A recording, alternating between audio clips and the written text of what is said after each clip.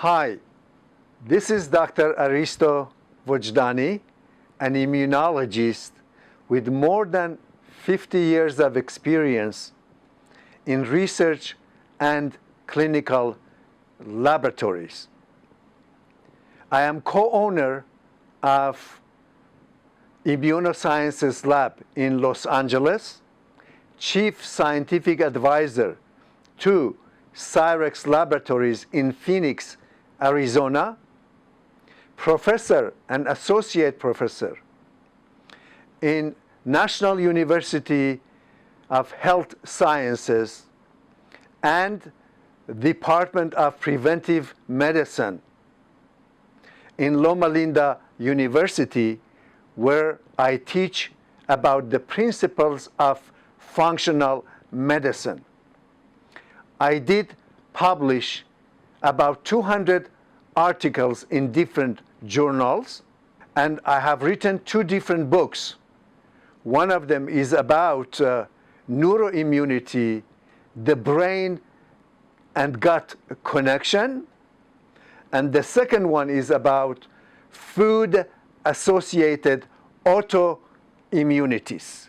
And I'm going to talk about the immunology of SARS-CoV-2, why it is important to build up your immune resilience, not only against this virus, but other viruses as well.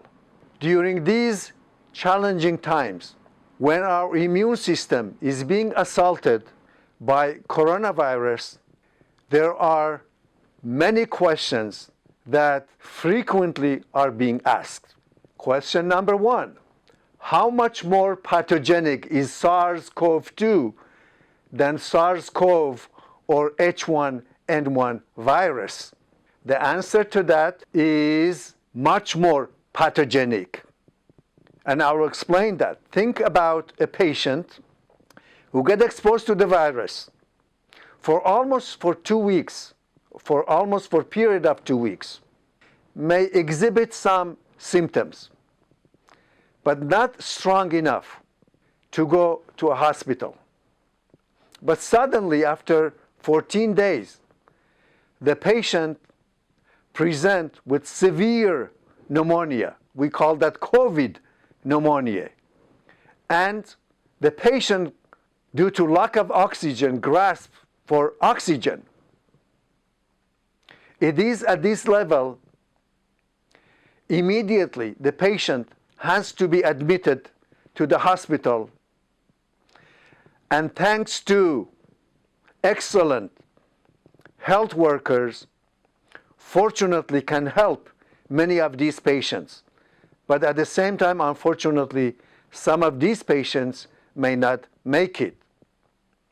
So yes, the COVID pneumonia is much, much different than any other pneumonia induced by other coronaviruses. The issue of silent hypoxia, the patient's grasp for oxygen, is very unique to this virus. Finally, the neurological manifestation of this virus is different from the others. For example, the loss of sense of smell and taste is unique. And then other neurological manifestations, ataxia, seizure and stroke, in very small percentage, but still is happening due to this virus. Question number 2, what is the fatality rate based on the population? The fatality rate based on population is very, very low. It is about 0.02%. But when we look at fatality rate versus total cases, in the world is 7%. In the USA is 6%, and unfortunately in Italy, 14%. When we express that based on per million people, fatality rate per million in the world, 28 per million. In USA, 181 per million, and that is done based on 60,000 total death in the US, which are getting very close to that. And in Italy is 467 per million. And of course, there are countries such as Japan with 127 million population. They had only 350 cases. In Australia and New Zealand, only few cases. And so therefore, yes, the fatality rates varies from country to country and from state to state. And that's why many articles recently written about new data suggest the coronavirus is not as deadly as we thought. Like in the US, 180 or 181 per million individuals. Question number 3.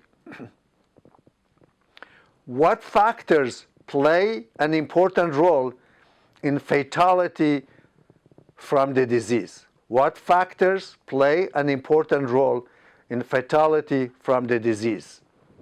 Close to 90% fatalities or individuals who do not make it with this viral infection, they have some kind of pre-existing conditions, such as blood pressure, diabetes, autoimmunity, cardiovascular disease, and more.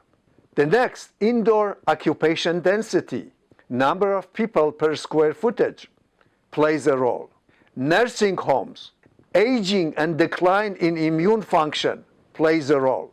And I have to share with you my own experience. In our clinical laboratories, I had to measure immune functions of many individuals. Very often, I found that individual 75-year-old had better immune function than individual who was 25. And so therefore, yes, the textbook of immunology is teaching us about decline in immune function during the aging, but that depends on the lifestyle of an individual. Individual 75 or 85 years old, if they have good lifestyle, they walk, they exercise, they do meditation, all of that together can enhance the immune function and protect them against viral infection. And so therefore, we should not accept this as easily to say, yes, decline in immune function during aging, and so there are many, many exceptions to that. And then finally, normal and abnormal immune barriers, which I'm going to talk about these in my next slides. Question 4. Why do many people get exposed to SARS-CoV-2? Some people do not get infected, some get mild infection, and some get a serious infection. This is the most fascinating question, and it's a very valid question. So recently, with availability of antibodies, IgG and IgM antibodies specifically made against SARS-CoV-2, many studies were conducted in different states. For example, in Colorado, they found 3% positive. In Santa Clara, 1.5% positive. In Los Angeles, 4.1%. In Miami, 6%. In New York, 13.9%. The mean or average of all these numbers is about 5%. So then let's repeat that question. Why do many people get exposed to SARS-CoV-2? Some people do not get infected, some get a mild infection, and some get a serious infection. So the serious infection, in less than 1%, who get serious infection, they get admitted to the hospital, and again, thanks to excellent help from our healthcare workers, majority of those recover and get released from the hospital after 3 weeks. Unfortunately, 0.2% do not make it. 5% get infected, make antibodies, no significant, not serious symptomatology, and overcome it after 2 to 3 weeks, and the other 90 to 95%, even if they get exposed, do not develop any symptomatologies. So then again, the question is why the difference between these three groups? Serious infection, mild infection, and no infection. The answer to that is two words: immune resilience. All depends on the immune function of the individuals. It seems that 90 to 95% of the population enjoy excellent immune function. Therefore, they are more protected against the virus. But those individuals with abnormal immune function, with immune deficiency,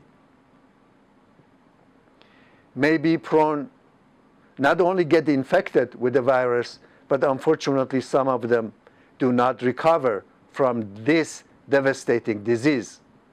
So I classify that under immune resilience or immune barriers, which includes the exposome factor, the mucosal immunity, neutralizing antibodies, cellular receptor or cellular receptors, innate and adaptive immune response, cytokines, pro-inflammatory cytokines versus anti-inflammatory cytokines. So everything is about lifestyle and the function of the immune system.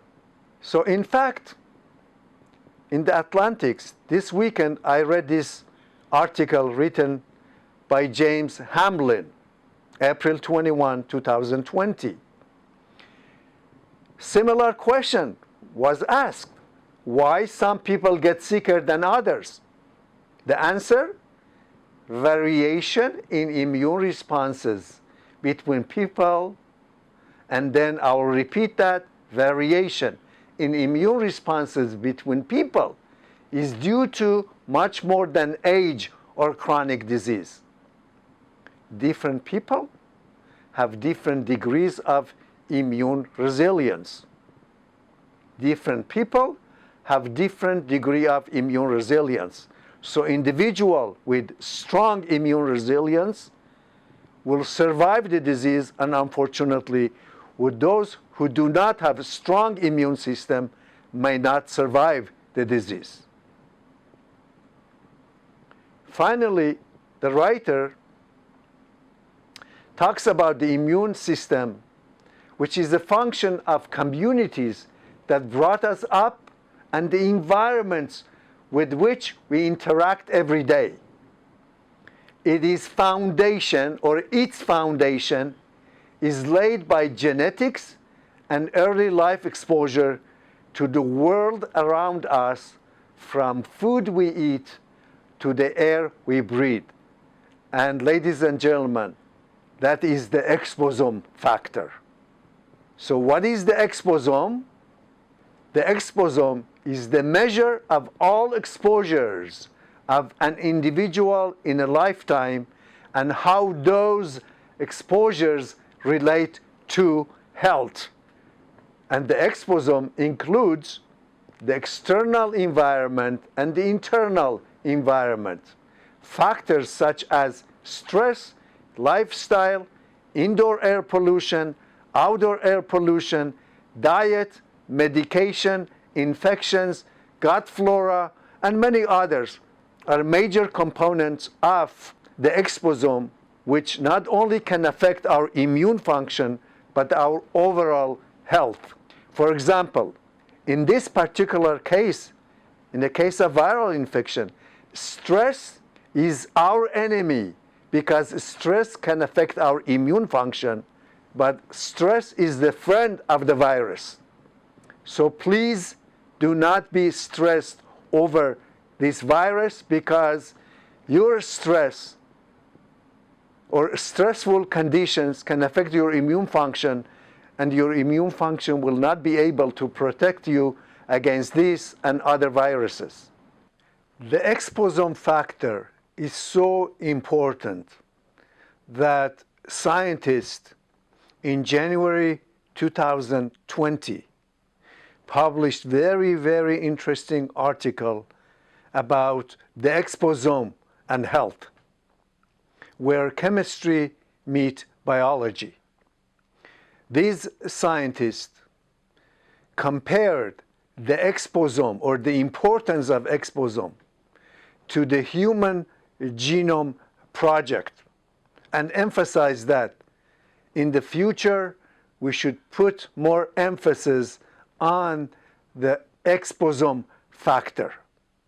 Furthermore, they showed that out of 150,000 different chemicals which are currently in use, many of them can get through the water, soil, and air into human system. Therefore, 9 million deaths per year were attributed to air, water, and soil pollution alone. Ladies and gentlemen, 9 million deaths per year. Isn't that require more research in the future? So it is so important that it was compared to the Human Genome Project. In regards to exposome, I would like to share with you my own personal experiences. Between years of 1987 to 2007, I did handle in our laboratory more than 500,000 blood samples obtained from individuals exposed to different toxic chemicals. And that included different industries, exposure to pesticides and herbicides, sick building syndrome, buildings who were put on toxic dumps, silicone breast implant, when a train was derailed in Sacramento River and dumped significant amount of dimethamsodium into the river, and then, like Shasta, many people became sick because of that. Gulf War syndrome, 9/11, many thousands who were exposed to molds and mycotoxins. And the common denominators from symptomatology point of view in these people were chronic fatigue and fibromyalgia. When we did analysis of their test results and looked at their immune system, we found that they showed abnormal CD4-CD8 ratio, low natural killer cell activity, abnormal T and B cell function, high levels of pro-inflammatory cytokines, and low levels of anti-inflammatory cytokines, low levels of immunoglobulins, C3, C4 complement, and then variety of tissue antibodies, smooth muscle, anti-nuclear antibodies, double-stranded DNA antibodies, rheumatoid factor, immune complexes, chemical antibodies, hormone antibodies, and many more. Furthermore, due to this immune regulation, we found evidence of viral reactivation. So majority of these individuals had very high titer of IgG and IgM antibodies against Epstein-Barr virus and herpes type 6. So when the immune system is under attack and is not functioning well, the viruses within, who are dormant in our cells, they become activated and further contribute to immune dysfunction and possibly autoimmunities. So majority of these patients were diagnosed with atypical autoimmune disease because they did not fit the classical criteria put together by different societies. And these are some of my publications in years 1992, 1994, 2003, especially the one in 2004. Cellular and humoral immune abnormalities in Gulf War veterans, which was published in Journal of Environmental Health Perspective. So I already talked about the exposome factor, and now the next immune barrier is mucosal immunity. Mucosal immunity is the body's defensive wall against pathogens and unwanted antigens. This is actually our first line of defense against foreign materials. For a matter of simplification, I did classify the immune system to mucosal immunity and systemic immunity. In the case of systemic immunity, the antibodies that are produced are IgG, IgA, IgM, and IgE. These antibodies are detected in blood. In mucosal immunity, the antibodies that are produced are secretory IgA and secretory IgM that are detected in saliva and other secretions. So whole saliva is a mixture of many proteins and factors, and in fact almost every single biomarker that is detected in blood could be detected in saliva. And that's why it's much easier to spit in a tube and measure secretory IgA or other food-specific antibodies or even viral antibodies in saliva. The importance of mucosal immune system and secretory IgA was emphasized in this article by making analogy to our homeland security. So mucosal immunity as our homeland security, or secretory IgA, which is major antibody in mucosal immune system as part of our homeland security. Why? This is the most abundant antibody in our body. It's protecting us against bacteria, viruses, parasites, and so forth. So if we have healthy mucus layer, mucous membrane, and we have normal level of secretory IgA, bacteria, viruses, and parasites will not be able to penetrate the mucous membrane and bind to the epithelial cells. This way, all these foreign materials could be removed through the lungs or through the digestive tract. So that's why the immune system defensive wall, we call the mucosal immunity the immune system defensive wall. In individual with IgA deficiency, we find more autoimmunities. And that is because secretory IgA, the yellow molecule, binds to a very specific receptor on epithelial cells and prevents entry on unwanted molecules to the submucosa, to the regional lymph nodes, and therefore no immune response. However, in individual with IgA deficiency, mucosal IgA deficiency, the receptor is not occupied, the door is open, the gate is open, the viruses, bacteria, parasites, their antigens can penetrate to the submucosa, to the circulation, and then we make antibodies against them. And those antibodies may cross-react with human tissue and result in autoimmunity. Therefore, autoimmune disorders such as lupus, arthritis, Crohn's, ulcerative colitis are more common in individuals with secretory IgA deficiencies. The question is, can we measure secretory IgA reliably in the saliva? The answer to that is absolutely yes. The answer is given by Dr. Branzek, who measured IgA antibodies in secretions such as colostrum, milk, saliva, also in blood simultaneously, against 3 different antigens: gliadin, ovalbumin, and beta-lactoglobulin, and found that these antibodies, the IgA antibodies, first detected at the higher level in colostrum, then the milk, then in saliva.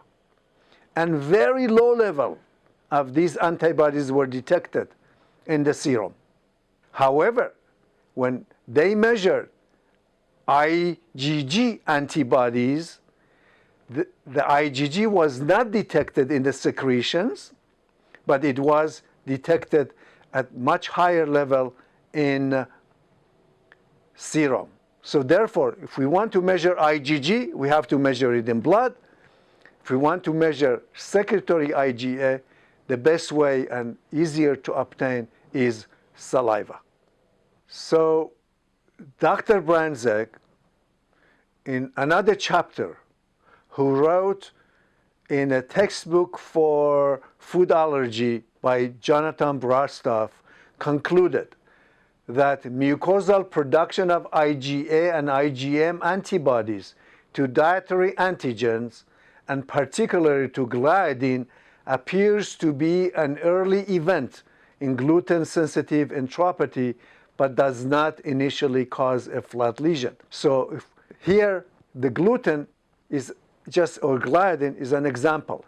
So if you want to look at early event or early immune reaction against the antigens that we get exposed via the mucosal immune system, we should look first for IgA. An individual with IgA deficiency, we should look for IgM. That's why combination of IgA and IgM antibody will be the best way to measure these type of antibodies. The next immune barrier, the next factor which protect us against viruses, bacteria, and parasites is or are neutralizing antibodies. Are antibodies in the blood and saliva that can bind to bacteria, viruses, and other unwanted antigens in order to neutralize their pathogenic activity. Another meaning, by binding, causing agglutination. The importance of neutralizing antibodies came to my attention first about 20 years ago, and then in 2018. In about 20 years ago, I came across this very elegant research where scientists took 2 groups of monkeys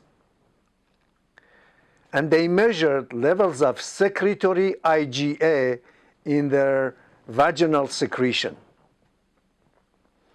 Found that some of them had low secretory IgA in vaginal secretion, and the others had normal or high levels of secretory IgA.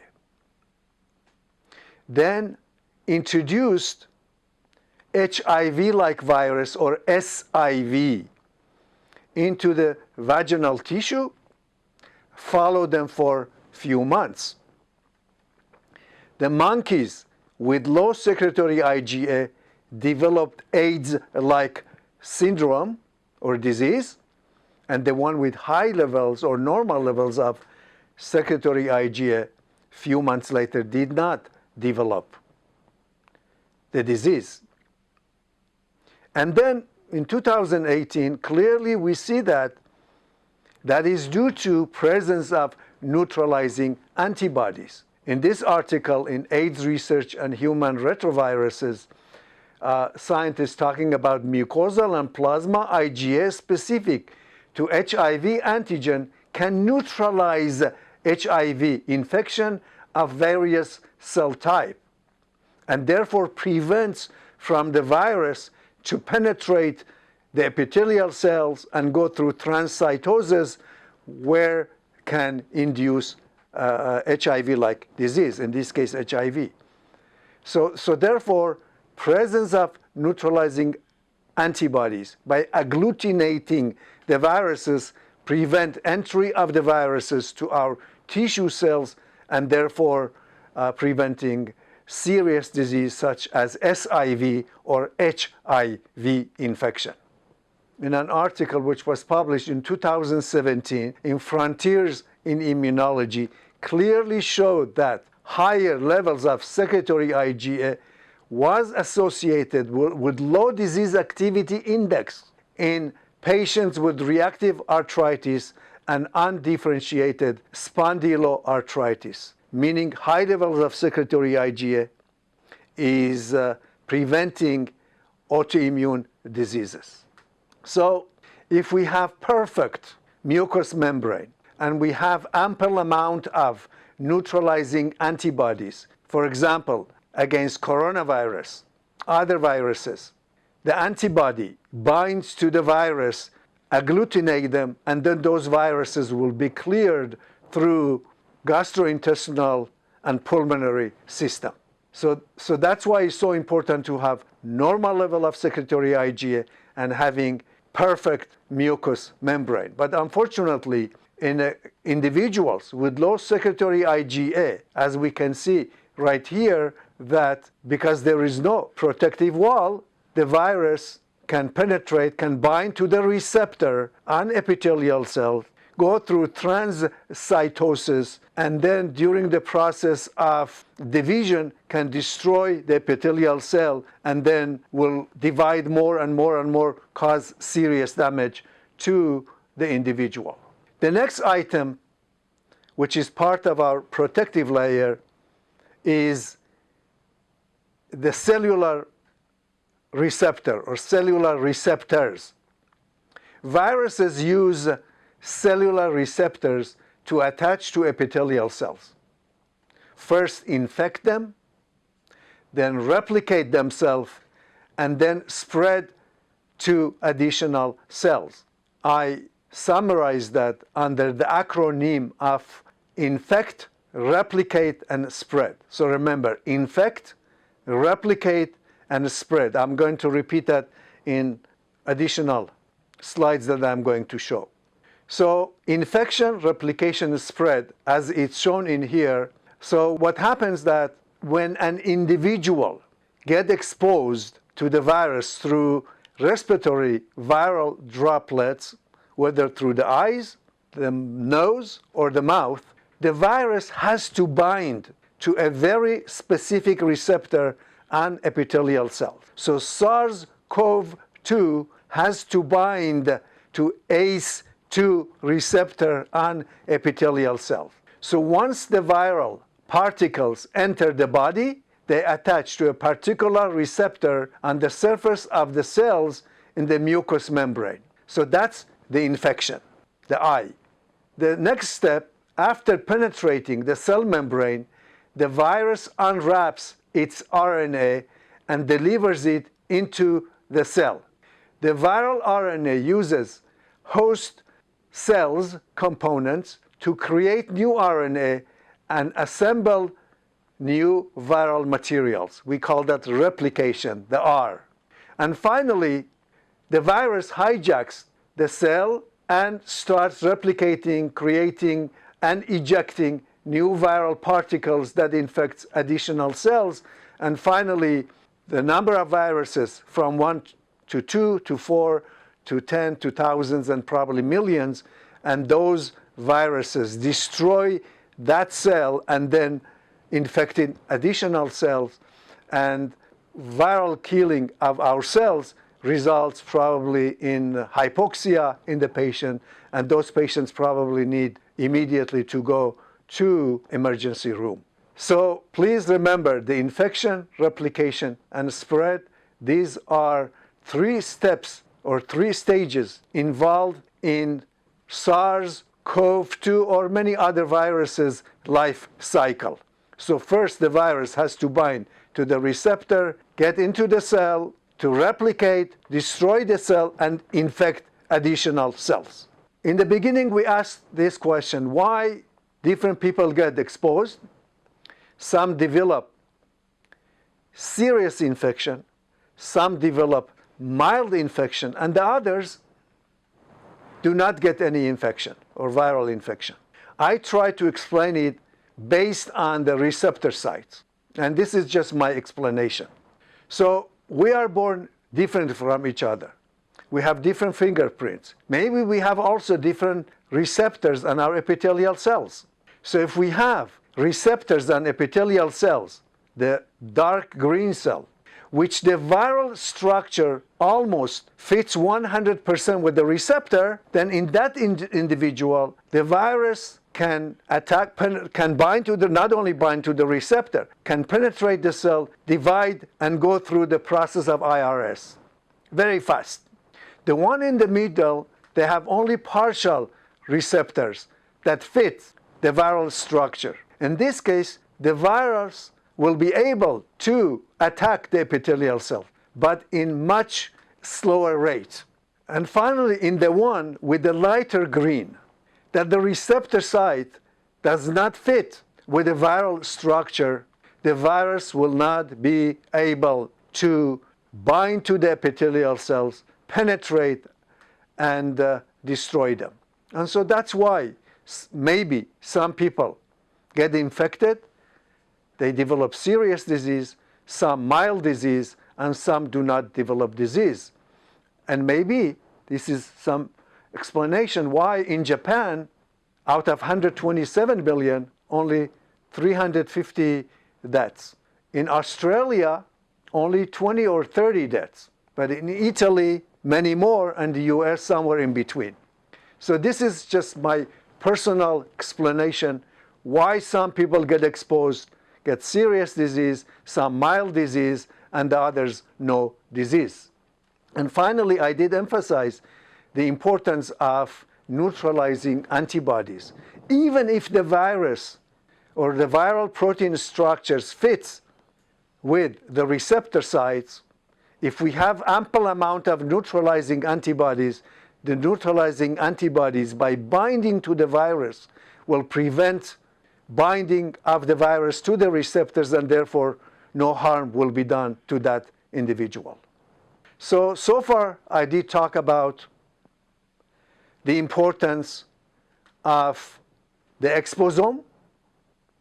I talked about the importance of mucosal immune system with the emphasis on secretory IgA in saliva, the presence of neutralizing antibodies in the mucous membrane, the structure of the receptor or receptor sites on our epithelial cells.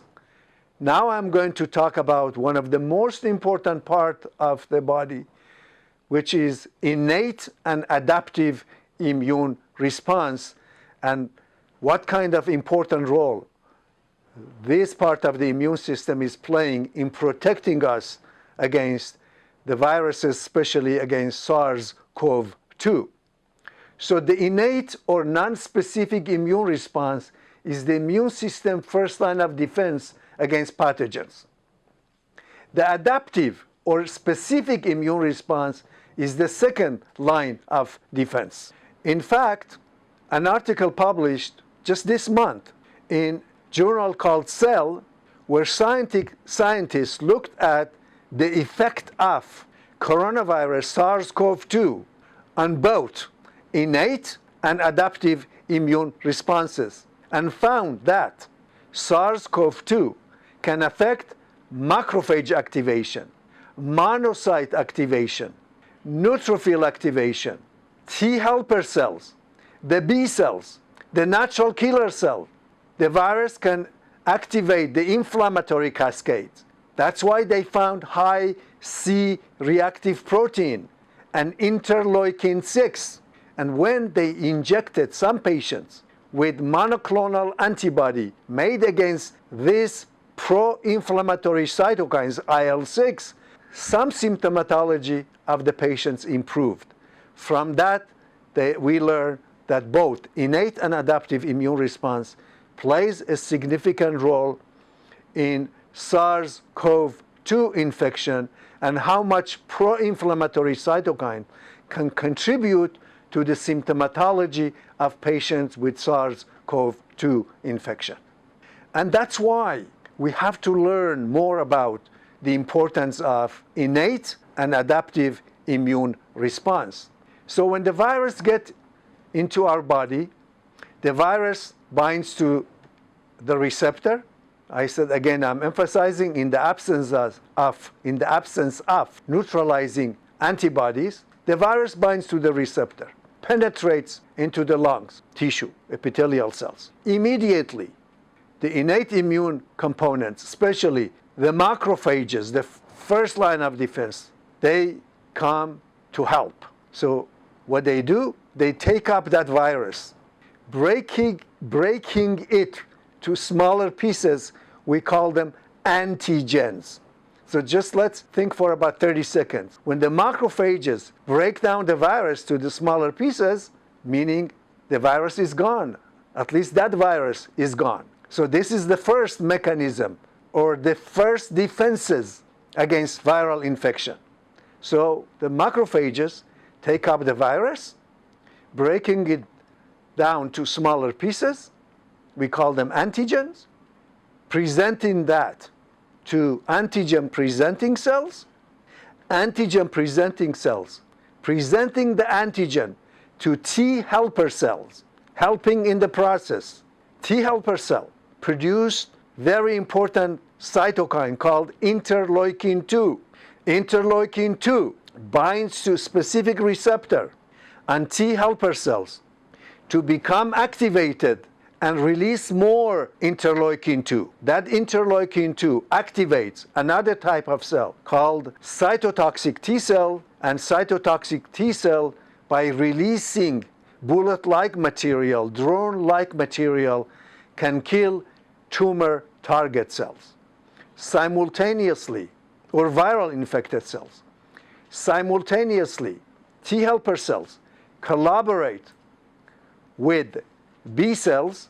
B cells become plasma cells, and plasma cells producing IgG, IgA, IgM, IgE antibodies. And now these antibodies can go after the virus if the macrophages could not take care of them. If cytotoxic T cells could not take care of the viruses, then the antibodies will bind to the viruses, cause agglutination, and therefore altogether the macrophages, with the help of cytotoxic T cells plus the antibodies, make the body victorious and can get rid of the viruses which the body was infected with. So in a fight against the virus, the phagocytosis, which is part of the innate immune response, and cytotoxic cells, also part of the innate immune response, it takes few seconds or minutes to fight against the virus. The cytotoxic T cells may be in hours, and then antibody production takes probably 2 weeks. So when an individual gets exposed to a virus, it takes about 2 weeks until the body put all the factories, all the machineries in place in order to start producing antibodies. So the first antibody that the body is going to produce is IgM. The IgM will stay in the blood for maximum about 2 months. Starts after 14 days and stays in the body probably up to 60 days. As the IgM goes down, the levels of IgM goes down, the IgG will pick up, and the IgG will stay in the body for a few months. We call that primary immune response, meaning first time exposure to that virus, which our body never seen before. When for the second time we get exposed to the same virus, to the same viral antigens, already the factory is in place. The body is not going to wait another 2 weeks. Immediately will start producing the same level of IgM, and then finally will produce 10 times more, or sometimes even 100 times more IgG antibodies. When we get exposed for the third time, This time the body is going to produce probably 1,000 times more of IgG antibodies. So this is the principle of vaccination or immunization. That's why sometimes we need to do repeated injection in order to get very high levels of antibodies, which are going to protect us for many years to come. So for SARS-CoV-2, many researchers just in past 3 months developed hundreds of different tests for measuring IgM and IgG antibody testing. And here we can see clearly that, very similar to pregnancy tests, when we add drop of blood, that drop of blood, if contains IgG, will give us special band for IgG. If contains IgM, we'll get positivity with IgM band. If the patient's blood contains both IgG and IgM, then both bands will become positive. And of course, like every test, we need always a control. So first we look at control bands to see if it becomes positive, and then if IgG or IgM band is present, meaning the patient is having IgG or IgM antibody in blood. So this is a qualitative test, yes or no test, with specificity and sensitivity. Depends from manufacturers to other manufacturers, about between 70 to 90%. Now, there's another test which is quantitative, meaning how much antibody. It's not yes or no test. How much antibody the patient is having. The method is called ELISA, Enzyme-Linked Immunosorbent Assay, where we bind the antigens of SARS-CoV-2 to ELISA plate. We add the blood to that. If there are antibodies, IgG or IgM, bind to the antigen by addition of secondary antibody, which is labeled with enzyme, and then addition of substrate, which can bind to the enzyme, color is going to be developed. Like in here we see in red. The intensity of the color could be measured by a special reader called spectrophotometer, and we can express the amount of antibodies that that individual is having in his or in her blood. So that first one was yes or no test. You have antibody or you don't have antibody. And the second test is, if you have antibody, how much antibody do you have in your blood? So when we talk about measuring immunity, yes, it is important to measure the level of antibodies, like I just explained about quantitative and qualitative tests results. Yes or no, and second test, how much antibody. That's a component of humoral immunity, measuring antibodies. But also, we have to measure the number of cells and the functionality of these cells in our body, which is part of the adaptive immune response as well, in addition to antibodies.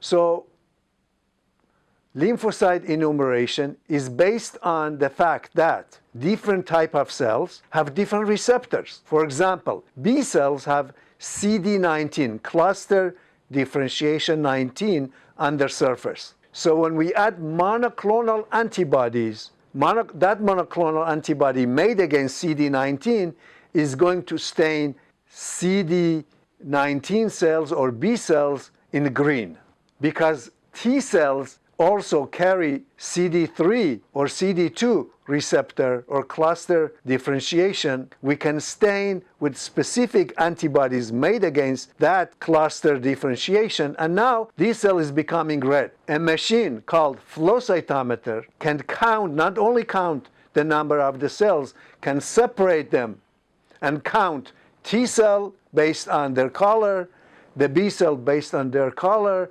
with almost 99% reproducibility.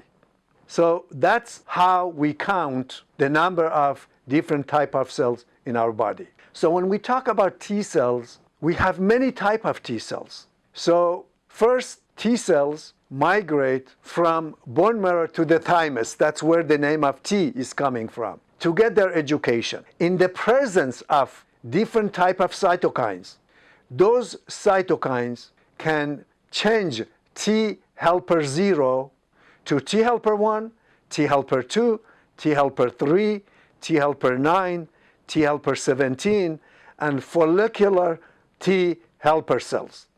Each one of these cells play a significant role in our well-being and keeping the balance of the immune system. Unfortunately, when a virus such as SARS-CoV-2 get into our body, can change the level of these cytokines or combination of these cytokines and change the functionality of those cells. Instead of these cells to protect us, they become more pathogenic, they become pathogenic, and now T helper 1, which is supposed to take care of us, T helper 17, to fight infection, they are going to attack our tissue, contributing to autoimmunity. Or when T helper 2 cell become dysregulated, can contribute to allergic reaction. When T helper 9 become overactivated, the factor released by T helper 9 could induce asthma, allergy, and pulmonary disorder. And so therefore, when the cytokine level changes, the integrity of T cells will change, and therefore, when these cells become overactivated, may contribute to different immune reactivities and autoimmunities. And that could be done by the virus such as SARS-CoV-2. So when we use flow cytometer and we count the number of CD4 versus CD8, the best balance is ratio of 2 to 1, 2 to 1, 2 blue cell and 1 red cell. We call this balanced immune system. Unfortunately, in the cases of viral infection, autoimmunities, this balance could become, like in this case, 8.6, meaning for every CD8, we have 4 CD4 cells. Is this good? Absolutely not. Can the coronavirus cause this imbalance? Definitely yes. And of course, we are just in the beginning. Articles, just the few articles published about this just came out, but additional research will be done in the future that this process of immune activation and autoimmunity is possible by coronavirus. So the analogy to that is that like an individual driving Lamborghini 160 miles per hour. I call that immune system on overdrive. When you drive a car 160 miles per hour, when the immune system is on high speed, it's going to make mistakes, like a car running into accident. So it's not good to have more CD4 and less CD8. Similarly, opposite to that, we can have immune deficiency, meaning more of CD8 and less of CD4 cells. And the ratio in this case is 0.3. Is this good? Absolutely not. This is what we found 30 years ago in patients with HIV. I found this kind of picture in patients who were exposed to toxic chemicals. We call that chemical-induced immune deficiency syndrome. So that's like a car that, I had many years ago. So it's not good to have more CD8, less CD4. Earlier I said it's not good to have more CD4, less CD8. And now I'm saying that again, it's not good to have more CD8 and less CD4 cells. And again, that's like a car that I had many, many years ago, which 240 Mercedes 240 diesel, which as if it was stuck in a second gear. I really could not drive this car with a speed of higher than 40 miles per hour. So when the immune system is stuck in a first gear or second gear, meaning it's not doing its function.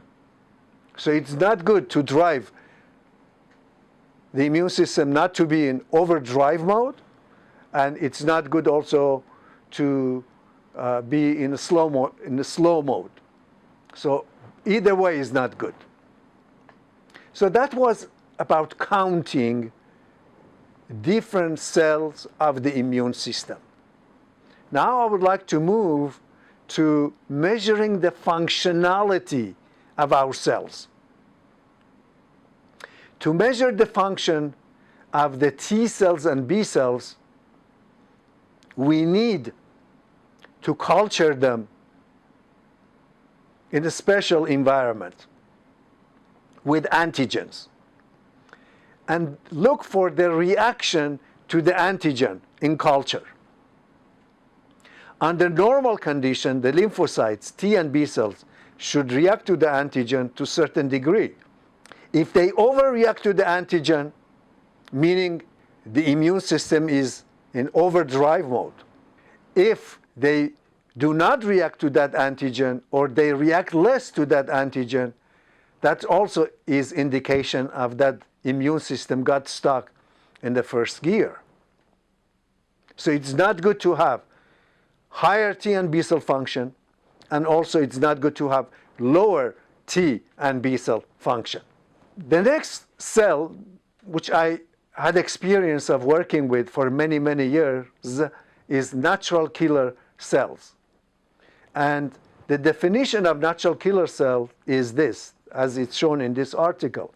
Natural killer cells are essential in the early immune response against viral infections, in particular through clearance of virus-infected cells. Several unrelated viruses, such as influenza and other viruses, can directly also interfere with natural killer cell functioning through infection of these cells. So not only natural killer cells can fight the viruses, sometimes viruses can fight natural killer cells. So when a virus infects a person, it invades the cells of its host in order to survive and replicate. Special cell of the immune system called a T cell circulates looking for infections. One type of T cell is called cytotoxic T cell because it uses toxic mediators to kill cells that are infected with viruses. I showed that in one of the earlier slides, that cytotoxic T cells produce and release these drone or missile-like molecules in order to poke a hole in the membrane of tumor cells or viral infected cells in order to protect us against viruses. So here we see how natural killer cells, by producing those bullet-like materials, the drone-like materials called perforin and granzymes. Perforins meaning making hole in the membrane of viral infected cells or tumor cells. When the hole is done by the perforin, now the granzyme get into the cell, cause explosion, and the cells goes through a program called apoptosis or cell death. So that's how natural killer cells can get rid of viral infected cells as well as tumor cells. So these are one of the most important cells in our body. So here we see how the small cell, which is the natural killer cell, by releasing the bullet-like materials, making hole into the membrane of viral infected cells, and within seconds the membrane of the cell is damaged and the cells goes through apoptosis or apoptosis program, and now that cell of natural killer cell can circulate and kill another viral infected cell. To measure the function of immune system, I emphasize the importance of T cell function, B cell function. Also, in the case of natural killer cell, not only it's important to count the number of soldiers in our body, but also to look at their functionality. How capable are our natural killer cells to kill viral infected cells? So, in the case of viral infection and early stage of cancer, the body calls the troops to help. The body calls its defenses. More soldiers coming to fight, and in fact, in this case, we see percent natural killer cells, which are supposed to be around 12 to 15%. They are at 39%. That's very high. That shows the body is in a fighting mode. Secondly, the functionality of NK cell also went up, meaning again the body is fighting the foreign material, either a virus or a tumor cell, which is good to have. But unfortunately, when the virus will win the war and the cancer will win the war against our body, both the percent natural killer cell will go down and also their activity, which is very unfortunate. So that's why I'm emphasizing the importance of this beautiful cell that you see all those small granules. That's why natural killer cell is named as lymphocyte with large granules. Those are the bullet-like materials. They are released, they cause damage to the membrane of the cell, and the tumor cell or viral infected cell is gone. To show you the importance of natural killer cell activity in protecting us against invasions, viruses, and tumor cells, this elegant study was done in Japan, who measured natural killer cytotoxic activity in many thousands and followed them for 11 years. They classified them to 3 groups: with low natural killer cell, with medium, and high natural killer cell activity. After 11 years, they found that those with low natural killer cell activity had higher rate of cancer compared to the one with medium and high natural killer cell activity, who had much lower rate of cancer or tumor. So therefore, natural killer cells playing a significant role in protecting us against viruses and tumor cells. In relation to natural killer cells and how to enhance their functionality, I did extensive research and published 4 different articles in scientific journals. The first one in 1993, the second one and third one in 1997, and finally the last one in the year 2000. To summarize the research that I did conduct, that what we did was we took athletes or individuals on Friday afternoon. We took athletes, we gave them 500, 1,000, 2,500, and 5,000 milligrams of buffered vitamin C. So we divided them to 4 different groups.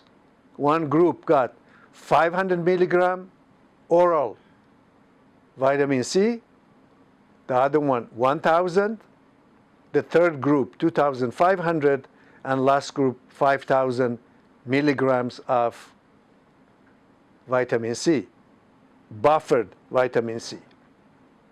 We drew blood 4 hours, 8 hours, 16 hours, 24 hours, and 48 hours after the oral usage of buffered vitamin C. And we measured, first, degree of absorption of vitamin C intracellularly. in white blood cells. Then also we measured levels of vitamin C in the urine and in blood. Finally, we measured natural killer cytotoxic activity of each individual in these 4 groups. What we found first, about 10% of the dose that each individual used got absorbed by cells involved in the immune system, including natural killer cells. And the rest was detected in the urine and blood. But that 10% was enough to enhance natural killer cytotoxic activity from 2 to 10-fold. And so yes, some people think high levels of vitamin C may cause kidney stone. But that was only one study done many, many years ago. In this case, I'm recommending between 500 to 1,000 milligram oral vitamin C because we did not find a difference between 500 versus 1,000 versus 2,500 or 5,000 milligram of vitamin C. So the conclusion of the study was that to recommend about 500 milligram per day of ultra potency or vitamin C for enhancement of natural killer cytotoxic activity. Yes, some people joke about expensive urine. Yes, in this case, the urine became more expensive, but simultaneously, the natural killer cell activity or cells to fight viruses, to fight cancer, also was between 2 to 10-fold higher in those individuals who used vitamin C. So I hope I made my point about the importance of use of vitamin C and other vitamins for enhancements of natural killer cytotoxic activity. So in relation to innate and adaptive immune responses, I talked about the phagocytosis, cytotoxic T cell, then as part of the innate immune response, the antibodies, the T cell function, the B cell function, the natural killer cells. How about the cytokines produced by T cells and B cells, the macrophages, and so forth? So after making contact with infected cells, cytotoxic cells also synthesize cytokines called interferon gamma and TNF alpha, which transfer signals from the T cells to the virally infected cells or neighboring cells to enhance the toxic cells killing mechanisms. So let's just think about the name interferons. The name was given originally by these messengers produced by, for example, macrophages or T cells. The name interferon was given because when our immune system reacts to viruses, producing these interferons in order to interfere with the viral cell growth. You remember the IRS? The interferon interferes with the infection, replication, and spread of the virus by raising the temperature of the body, and high temperature can kill the virus. So that's why cytokines playing a significant role in protecting us against the viruses. So cytokines are a large group of proteins, peptides, or glycoproteins that are secreted by specific cells of the immune system. They are signaling molecules that mediate and regulate immunity, inflammation, and the formation of blood cells. It is good to have our immune cell to produce anti-inflammatory cytokines, such as IL-10 and TGF-beta in blue. But it's not good that our immune cells producing IL-1 beta, IL-6, and TNF-alpha, which are classified as pro-inflammatory cytokines. So let's just for a few seconds go back to SARS-CoV-2. An individual get exposed to a droplet through the nose, the mouth, or the eyes. The virus managed to penetrate the epithelial cells by binding to the receptor. As soon as the virus gets into the upper respiratory tract epithelial cells, our first line of defense, the macrophages, are being called to fight the virus. In the process, they produce these inflammatory cytokines, such as TNF-alpha, IL-6, and IL-1 beta, to fight the virus. But when the virus overcomes the action of macrophages, the macrophages calling for help, calling the monocytes to help, calling the neutrophils to help, calling natural killer cells to help. When the virus overcomes all these cells start producing more pro-inflammatory cytokines in order to stop the virus to spread from upper respiratory tract to the lower respiratory tract. And unfortunately, the amount of cytokines, in this case called cytokine storm, the cytokines produced by macrophages, by monocytes, by neutrophils, by natural killer cells, not only cannot kill or cannot prevent the spread of the virus, but unfortunately they become like friendly fire and destroying the lung cells. And that's why at this level the patient become dependent on oxygen, and these patients have to be on respirator. So that's why pro-inflammatory cytokines are damaging, but anti-inflammatory cytokines are protective. So if we can do something about this imbalance between pro-inflammatory cytokines and anti-inflammatory cytokines, we may be able in the future to prevent the spread of virus such as SARS-CoV-2.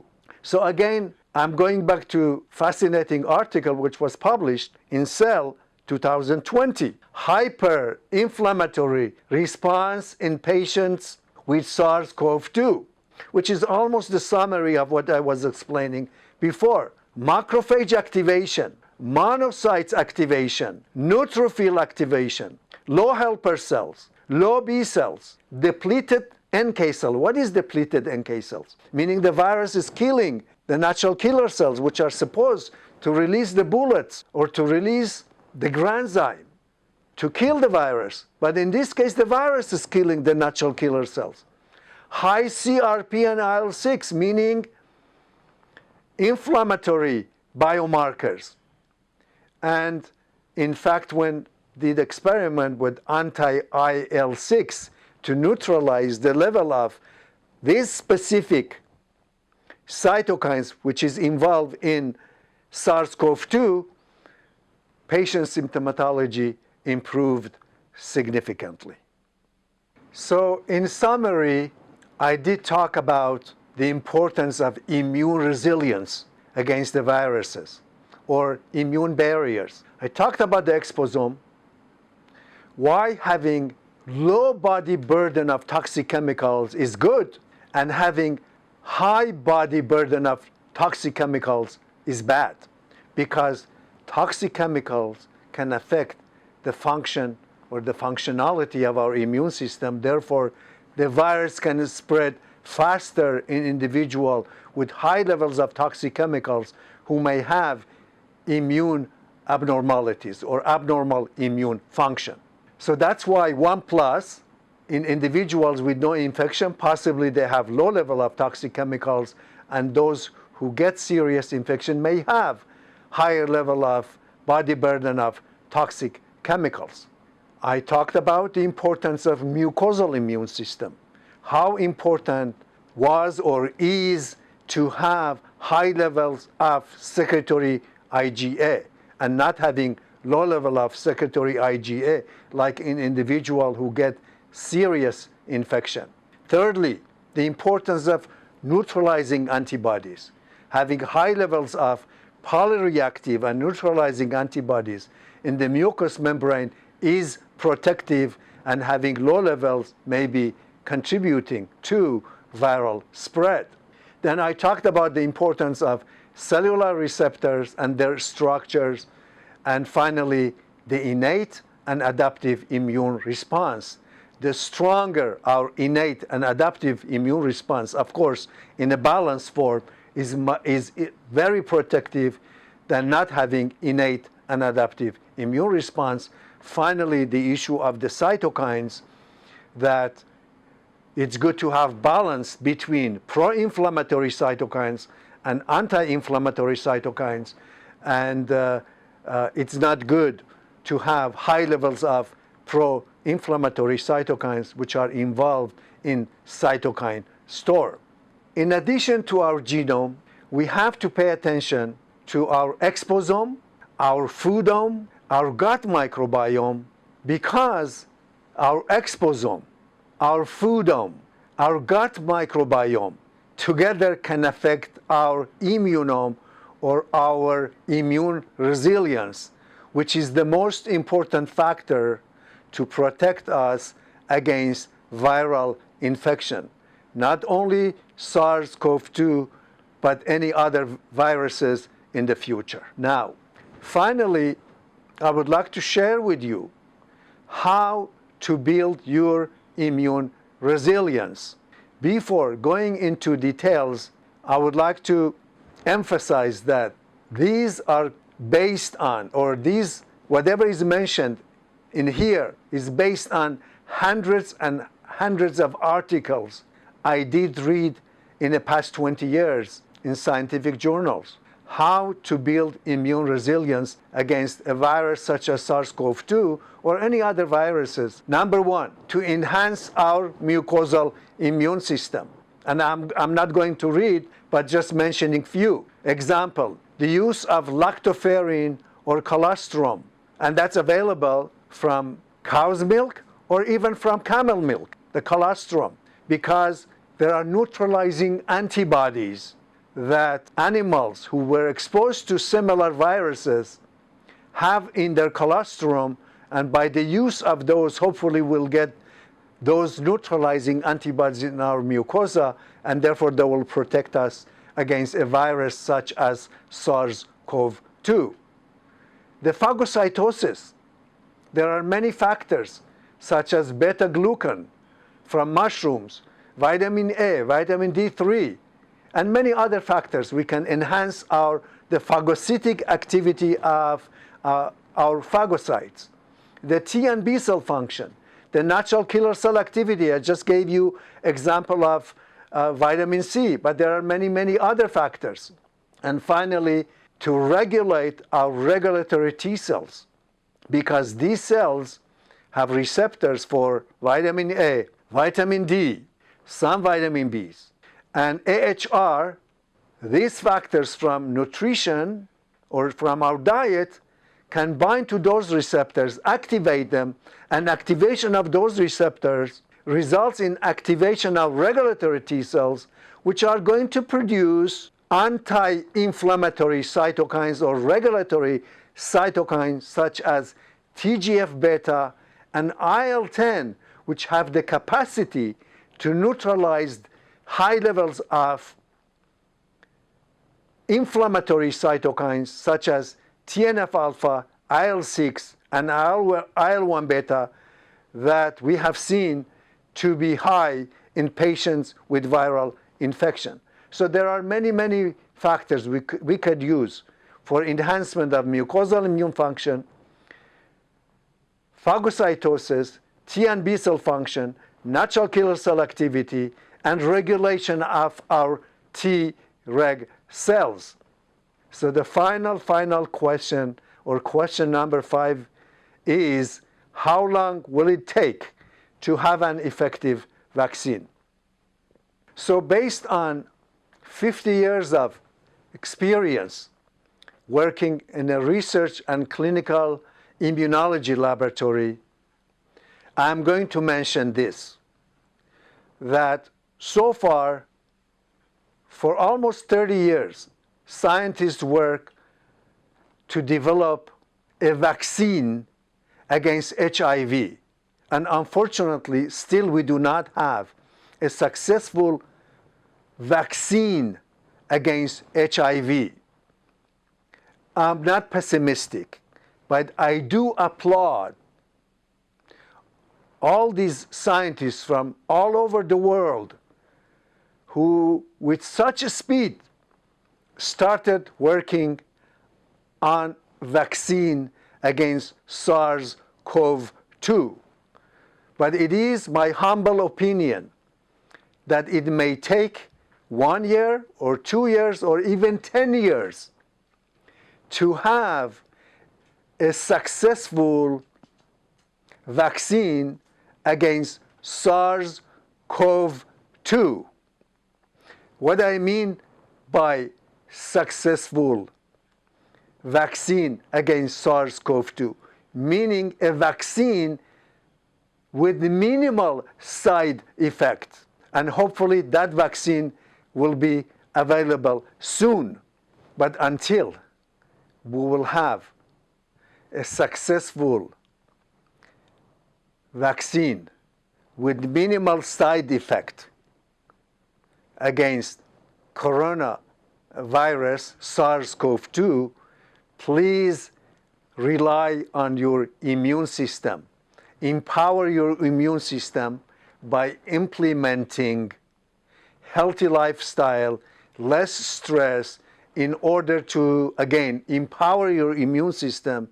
And it is your immune system that reliably can protect you against not only this virus, SARS-CoV-2, but any other viruses in the future if we'll become in contact with. And again, thank you for listening to me, and I appreciate your time.